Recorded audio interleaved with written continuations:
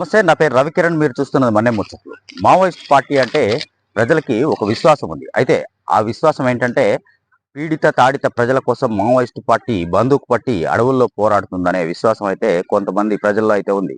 అయితే Maoist party దక్షిణ sub zonal bureau committee విడుదల చేసినటువంటి లేఖ చూస్తే ఈ విశ్వాసం అనేది కొంచెం సన్నగిలుతున్నట్లుగానే అనిపిస్తుంది.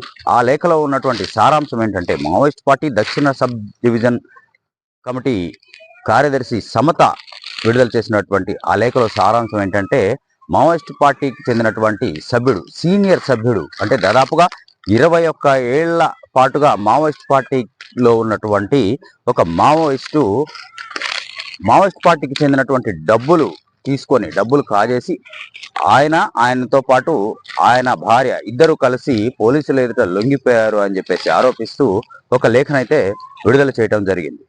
మావోయిస్ట్ పార్టీ పశ్చిమ బస్తర్ డివిజనల్ కమిటీ సభ్యుడు మొడియం దినేష్, అలాగే అతని భార్య గంగుళూరు ఏరియా కమిటీ సభ్యురాలు తాటి కళ ఇద్దరు కలిసి పోలీసుల ఎదుట లొంగిపోవడం అయితే జరిగింది. అయితే ఈ లొంగుబాటును పేర్కొంటూ మావోయిస్ట్ సమత లేఖ విడుదల చేసింది. ఆ లేఖలో సారాంశం ఏంటంటే దినేష్ గతంలో ఒక 2004 ప్రాంతంలో మావోయిస్ట్ పార్టీలో చేరాడని, అయితే అతను మావోయిస్ట్ పార్టీ సిద్ధాంతాలకి కట్టుబడి ఉంటూ ప్రజల క్షేమం కోసమే అతను పనిచేశాడని, కానీ గత సంవత్సర కాలంగా అతడి పద్ధతి మారిందని, అయితే పద్ధతి మార్చుకోమని చెప్పేసి కేంద్ర కమిటీ కూడా ఎంతగానో చెప్పి చూసిందని, కానీ అతడు తన పద్ధతి మార్చుకోకుండా ఈ ఎన్కౌంటర్లకు భయపడి అలాగే ప్రలోభాలకు లోబడి అతను లొంగిపోయాడని, అతని భార్యతో కలిసి లొంగిపోయాడని చెప్పేసి, కొంత నగదు తీసుకొని లొంగిపోయాడని చెప్పేసి మావోయిస్ట్ పార్టీ అయితే ఆరోపిస్తోంది.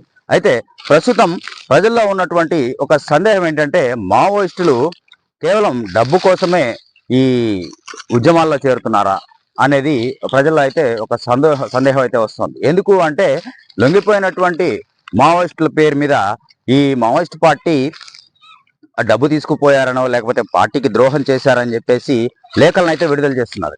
అయితే ఇదంతా కొంచెం సందేహాత్మకంగా ఉన్నప్పటికీ ప్రజల్లో ఇలాంటి సందేహాలు, అంటే మావోయిస్టులు డబ్బు కోసమే పార్టీలో చేరుతున్నారా, సిద్ధాంతాలు ఏమీ లేవా అనే ప్రశ్నలు అయితే ప్రజల్లో అయితే తలెత్తుతున్నాయి.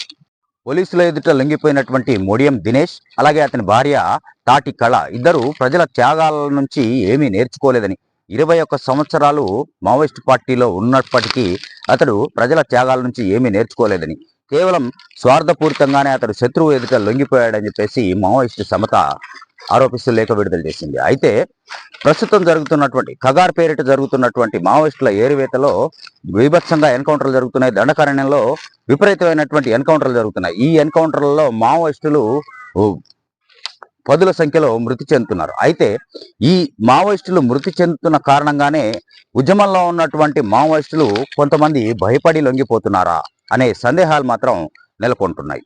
గతంలో మావోయిస్టు పార్టీలో క్రియాశీలకంగా వ్యవహరించినటువంటి సభ్యులు కూడా ప్రస్తుతం లొంగుబాట పడుతున్నారు. అయితే దీనికి మావోయిస్టు పార్టీ ఏం చెప్తుందంటే శత్రువు ప్రలోభాలకి లొంగిపోతున్నారు, లేదా ప్రభుత్వ ప్రలోభాలకి, లేదా ప్రభుత్వం అందించేటువంటి ప్రోత్సాహకాలకి లోబడుతున్నారు అని చెప్పేసి మావోయిస్ట్ పార్టీ ఆరోపిస్తుంది. అయితే ప్రస్తుతం చూసినట్లయితే అమిత్ షా చెప్పినటువంటి మాటల ప్రకారమే జరుగుతున్న కారణంగా మావోయిస్టులు కొంత భయపడో లేకపోతే వాళ్ళకి కుటుంబాలతో కలిసి ఆనందంగా గడపాలనే సదుద్దేశంతో లొంగుబాట పడుతున్నట్లుగా అయితే తెలుస్తోంది.